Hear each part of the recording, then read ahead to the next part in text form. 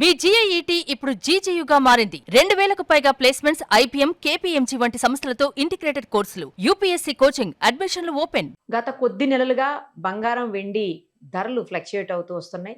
ప్రస్తుతం వెండికి 10,000 తగ్గితే బంగారానికి కూడా చాలా వరకు రేటు తగ్గినటువంటి పరిస్థితి. 2,000, 3,000 అలా తగ్గిపోయింది. ఇది 1,00,000 వరకు వచ్చే అవకాశం ఉంటుందా? రాబోయే రోజుల్లో వెండి 2,00,000 కంటే కిందకు పడుతుందంటున్నారు. ఇది నిజమేనా? ఇదే విషయం మీద మనతో మాట్లాడడానికి ప్రముఖ మార్కెట్ అనలిస్ట్ నాగేంద్ర సాయి గారు ఉన్నారు. ఒకసారి ఆయనతో మాట్లాడదాం. నమస్తే అండి. నమస్కారం అండి.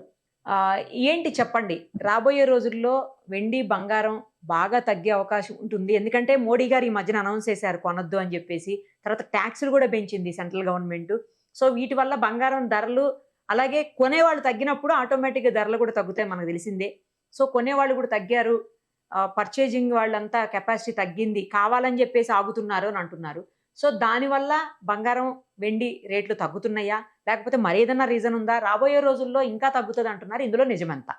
సో ఫస్ట్ మీరు అడిగిన దానికి స్పెసిఫిక్ గా చెప్పాలి అంటే, గోల్డ్ మేబీ ఇప్పుడు 1,40,000 ఉందండి pure gold, 24 carat gold. Maybe తగ్గితే గరిష్టంగా 1,25,000 దాకా రావచ్చు. అంతకు మించి తగ్గే అవకాశాలు ప్రస్తుతం తక్కువ కనిపిస్తున్నాయి. ఒకవేళ వెండి ఇప్పుడు యాజ్ ఆఫ్ అయితే 2,30,000 దాకా ఉంది కిలో వెండి. ఒకవేళ తగ్గితే గరిష్టంగా 2,00,000 రూపాయల దాకా రావచ్చేమో. అంటే మేబీ 2,00,000 నుంచి 2,10,000 అక్కడ దాకా రావచ్చేమో. కానీ అంతకు మించి గోల్డ్, ప్యూర్ గోల్డ్ 1,00,000 రావడం అనేది ఇప్పటికీ అంత ఈజీ అయిన టాస్క్ లా ఏం కనిపించట్లేదు. ఎందుకు అసలు ఇది కూడా ఎందుకు తగ్గుతుంది అంటే, మేజర్ గా మనం అంటే ఇండియాలో మనం కొనడం ఆపడం కానీ, లేదంటే మన వాళ్ళు ఆపినా దానికి అసలు సంబంధం ఉండదండి. ఎందుకంటే మనం చాలా మినిస్క్యూల్ పాత్ర పోషిస్తాం. అంటే ఇండియాలో మొత్తం గోల్డ్ కొనడం అందరూ ఆపేస్తే ఇప్పటికిప్పుడు కొద్దిగా ఇంపాక్ట్ ఉంటుంది. కానీ మేజర్ గా మనం ఏంటంటే ఇంటర్నేషనల్ మార్కెట్ ఫ్యాక్టర్స్ ఎక్కువగా దీని మీద ప్రధాన పాత్ర పోషిస్తాయి. అక్కడ ఏంటంటే యుఎస్ లో ఇన్ఫ్లేషన్ బాగా పెరుగుతుందండి. అండ్ దీనితో అక్కడ యుఎస్ లో వడ్డీ రేట్లు మేబీ అట్లీస్ట్ ఒక 1/2 నుంచి 1/2% మేర పెంచుతారు అని చెప్పి దాదాపు 60 నుంచి 70% మంది యుఎస్ ఎకానమిస్టులు అంచనా కడుతున్నారు. దీనివల్ల యుఎస్ లో వడ్డీ రేట్లు పెంచితే మన దగ్గర ఏమవుతుంది అంటే, యుఎస్ లో వడ్డీ రేట్లు పెంచితే ఏమవుతుందంటే, ఇప్పటికే అక్కడ దాదాపుగా వడ్డీ రేట్లు 4% ఉంటాయి. సాధారణంగా ఏంటంటే అమెరికా, జపాన్ లాంటి ప్రముఖ అంటే బాగా అభివృద్ధి చెందిన దేశాల్లో వడ్డీ రేట్లు చాలా తక్కువ ఉంటాయి. అంటే ఇప్పుడు మన దగ్గర 7-8% ఉంటే వాళ్ళ దగ్గర 1-2, గరిష్టంగా 1-2% ఉంటాయి. సాధారణంగా ఏంటంటే ఈ మధ్య కాలంలో యుఎస్ ఎకానమీ అంత గొప్పగా లేకపోవడం వల్ల వడ్డీ రేట్లు అక్కడ దాదాపుగా 4.5% దాకా ఉన్నాయి యుఎస్ 10-year బాండ్ రేట్స్. ఇప్పుడు ఏంటంటే అక్కడ మళ్ళీ ఇన్ఫ్లేషన్ కట్టడి చేయడానికి వడ్డీ రేట్లు కనుక పెంచినట్టయితే అక్కడ దాదాపుగా 5-5.5% దాకా వడ్డీ రేట్లు పెరుగుతాయి. ఇలాంటి పరిస్థితుల్లో పెద్ద పెద్ద పెన్షన్ ఫండ్స్ కి, పెద్ద పెద్ద కంపెనీస్ కి ఏమవుతుందంటే, వాళ్ళకి 2% వడ్డీ రేట్ వర్కౌట్ అయినా, కనీసం 3% రేట్ వడ్డీ వర్కౌట్ అయినా వాళ్ళకి చాలా పెద్ద అమౌంట్ లా ఫీల్ అవుతారు. అభివృద్ధి చెందిన దేశాలు ఏంటంటే బ్యాంకులో డబ్బులు పెడితే అసలు వాటి మీద ఏమి ఉండవు. అందుకే వాళ్ళు ఏం చేస్తారంటే బ్యాంకుల్లో కాకుండా ఈక్విటీ మార్కెట్స్ వైపు ఇన్వెస్ట్మెంట్ చేస్తూ ఉంటారు.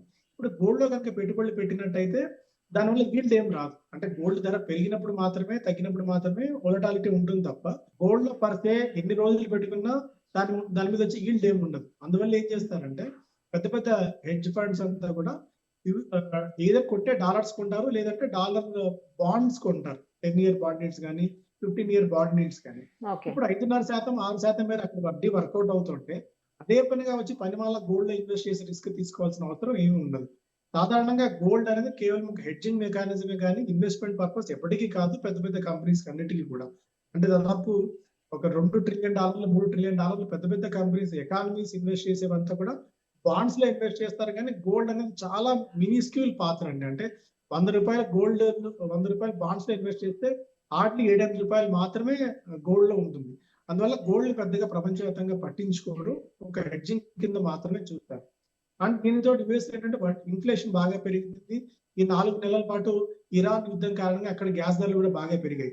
అక్కడ ఇన్ఫ్లేషన్ కూడా బాగా పెరిగింది. అక్కడ ఇన్ఫ్లేషన్ కట్టడి చేయాలంటే ఖచ్చితంగా వడ్డీ రేట్లు పెంచి తీరక తప్పదు. సో నెక్స్ట్ మంత్ జరిగే ఫెడరల్ రిజర్వ్ మీటింగ్ లో వడ్డీ రేట్లు ఖచ్చితంగా పెంచి తీరుతారు అన్నొక అంచనా నేపథ్యంలో గోల్డ్ లో ఇప్పటికే ధర బాగా పెరిగిన తర్వాత ప్రాఫిట్ బుకింగ్ కూడా చేసుకుంటారు. ఒక దశలో ఈ ఏడాది స్టార్టింగ్ లో అంటే జనవరి 29వ తారీఖున గోల్డ్ ధర పీక్ గా దాదాపు $5,600 దాకా ఇంటర్నేషనల్ మార్కెట్ లో వెళ్ళింది. మన దగ్గర కూడా దాదాపు 1,80,000 నుంచి 1,85,000 దాకా వెళ్ళి చూస్తున్నాం.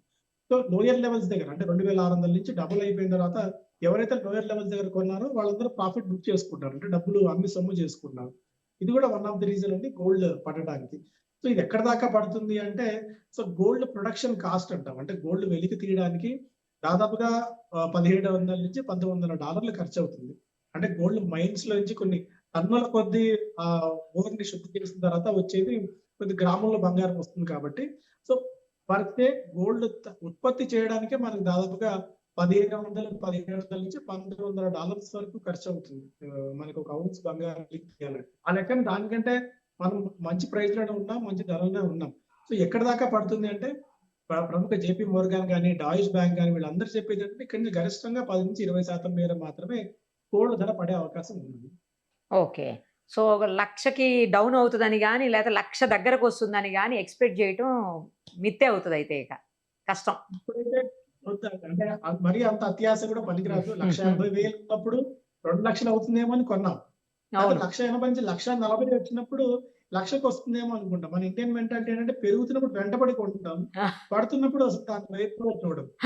సో అందువల్ల ఏంటంటే వాళ్ళు నిజంగా కొనాలి అని అనుకున్నట్టయితే మెల్లగా అక్యుములేషన్ స్టార్ట్ చేయండి, గోల్డ్ కొనండి, ఎక్స్చేంజ్ ట్రేడెడ్ ఫండ్స్ లో ఇన్వెస్ట్మెంట్ చేసుకోండి.